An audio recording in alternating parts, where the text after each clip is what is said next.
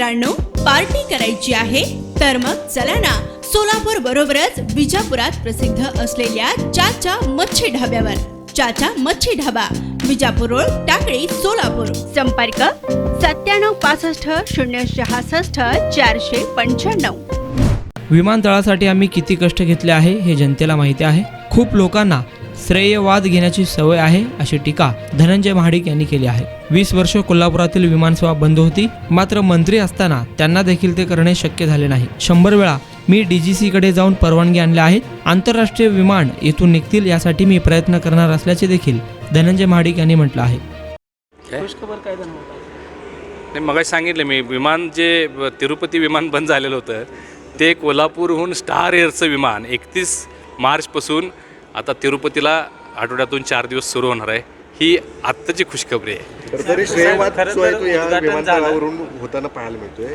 अनेकांनी यासाठी आपणच या ठिकाणी प्रयत्न केले होते असे व्हिडिओ टाकले. सतीश पाटील असू देत, संभाजीराजे असू देत, यांनी देखील काल या संदर्भातल्या पोस्ट केली. नाही, हे मी अनेक वेळा बोलत आलेलो आहे. कोल्हापूरमध्ये श्रेयवाद घेण्याचा खूप लोकांना म्हणजे सवय आहे तशी, त्याबद्दल मला काय बोलायचं नाही आहे. परंतु हे विमानतळ कशा पद्धतीने मी चालू केलं याची वेळोवेळी माहिती आणि सगळ्या लोकांनाही माहिती आहे, सर्व मंत्रालयालाही माहिती आहे. त्याच्यासाठी आम्ही जे कष्ट घेतलेले आहेत, लोकसभेमध्ये किती वेळा त्या विषयावर प्रश्न मांडले. हे जे बजेट जे आलेलं आहे, तुम्ही काही लोकांची नावं घेतली. आता हे 70% बजेट हे केंद्र सरकारचं आहे. केंद्रामध्ये कोणाचं सरकार आहे? भारतीय जनता पार्टी सरकार आहे. राज्यामधलं ज्यावेळी 30% शेअर देण्याचा जो भाग होता तो कोणाच्या काळात झाला? त्यावेळी देवेंद्रजी फडणवीस साहेब हे मुख्यमंत्री होते, त्यांनी त्याची मान्यता दिली. त्यामुळे दुसऱ्यांनी श्रेय घ्यायचं, कसं घ्यायचं, किती घ्यायचं हा त्यांचा प्रश्न आहे. परंतु भारतीय जनता पार्टीच्या सरकारमुळं आज कोल्हापूरला हे विमानतळ मिळतं आहे असं मला या ठिकाणी आवर्जून सांगायचं आहे. कोल्हापूर हे 20 वर्ष विमानतळ बंद होतं. अनेकांनी सांगितलं त्यावेळी की आम्ही विमान चालू करू, ह्या आठवड्यात चालू करू. सत्तेत असताना, मंत्री असताना त्यांच्याकडून झालं नाही.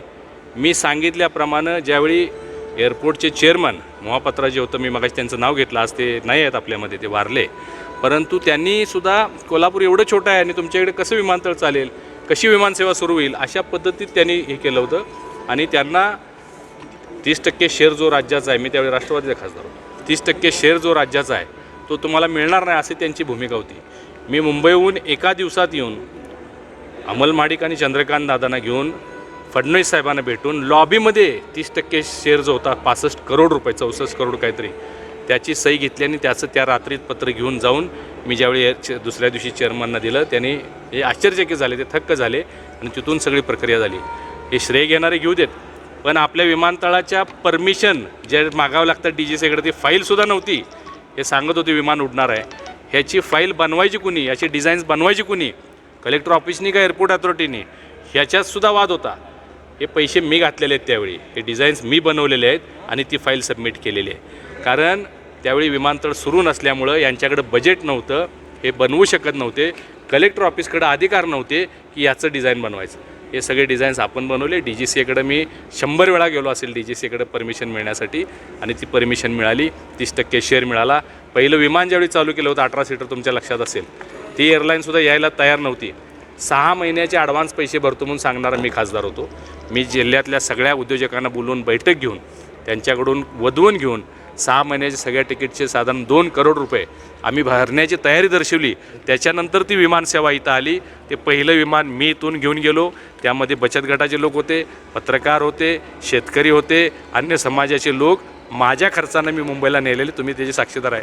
त्यामुळे श्रेयवाद घेणाऱ्यांना मला काय सांगायचं नाही आहे, पण ह्याचं सगळं जे काम झालेलं आहे किंवा हे जे आज मिळालं आहे, मला आत्मिक समाधान आहे. मला वैयक्तिक आनंद होतो आहे की माझ्या माध्यमातून मी हे कोल्हापूरला देऊ शकतो. त्यांना काय सांगा? नाही, हे मी नेहमी सांगतो, हे चक्र आहे. ते सत्तेत होते, त्यांना असं वाटत होतं की आता महाडिक कधीच सत्तेत येणार नाही. त्यांनी जाहीर भाषणात सांगत होते की महाडिकांना कधीच गुलाल लागणार नाही. विमान हे यांचा हवेतच गिरट्या मारते. बास्केट ब्रिज हा ब्रिज संकल्पनाच नाही. तुम्ही बघू शकता, आज भारतीय जनता पार्टीमुळं मी पुन्हा खासदार झाल्यानंतर बास्केट ब्रिजचं सन्मान्य गडकरीजी यांच्या हस्ते भूमिपूजनही झालं आणि कामही सुरू झालेलं आहे, जोरशोरचे सुरू आहे. विमान गिरट्या घालणार विमान तुम्ही आज बघताय की आज 6 विमानसेवा कोल्हापूरतून सुरू आहेत. आणि आज तिरुपती जी बंद झाली होती ती सुरू होते, त्याची घोषणा मी केलेली आहे. अहमदाबाद एप्रिल महिन्यामध्ये सुरू होणार आहे. इंदोर, गोवा, शिर्डी हे सगळे 5 विमान अजून मी आणखी 5 विमानं कोल्हापूरमधून सुरू होण्यासाठी मी प्रयत्न करतो आहे. 5 विमानं ऑलरेडी सुरू आहेत आणि 1 वर्षाच्या आत कोल्हापूरचं विमानतळ इंटरनॅशनल फ्लाईटसुद्धा इथून निघतील यासाठी सुद्धा माझा प्रयत्न आहे. थेट पाईपलाईनचं ज्यावेळी उद्घाटन झालं त्यावेळी गेलं पाहिजे.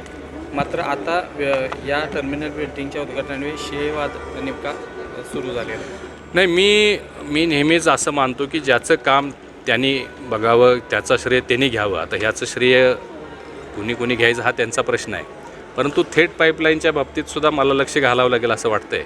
कारण दिवाळी होऊन आता 5 महिने झाले. दिवाळीला एकट्यानेच जाऊन अभ्यंगस्नान केलं, परंतु आज अखेर थेट पाईपलाईनचं पाणी कोल्हापूरकरांना मिळत नाही. कोल्हापूर शहराच्या कानाकोपऱ्यात रोज महिला घागरी घेऊन, कळश्या घेऊन, बकेट घेऊन आंदोलन करताना आपल्याला दिसत आहेत. महापालिकेमध्ये विचारलं तर सांगतायत लिकेज झालं, जोडायचं काम चालू आहे, हे जोडतोय ते जोडतोय. अजूनही चित्र स्पष्ट नाही आहे. थेट पाईपलाईनचं पाणी कोल्हापूरला मिळत नाही असं माझं स्पष्ट मत आहे आणि ते मिळण्यासाठी आता मी पुढाकार घेणार आहे. मी थेट पाईपलाईनच्या या सगळ्या कामांना भेट देणार आहे आणि ज्या काय अडचणी आहेत त्या दूर करण्यासाठी, श्रेयवाद घेण्यासाठी नाही, पाणी मिळालं पाहिजे लोकांना, त्या अडचणी दूर करण्यासाठी राज्य सरकारकडून, केंद्र सरकारकडून जर काही त्याच्यासाठी अतिरिक्त निधी लागणार असेल तर तो निधी देऊन हे पाणी आता 100% लोकांना मिळालं पाहिजे. कारण त्यांना आता संधी दिली, 5-6 महिने होऊन गेले, अजून पाणी मिळत नाही, एकटेच आंघोळ करून बसलेले आहेत. अरे सगळ्यांना पाणी मिळालं पाहिजे, सगळ्यांची आंघोळ झाली पाहिजे, यासाठी माझा प्रयत्न असणार आहे.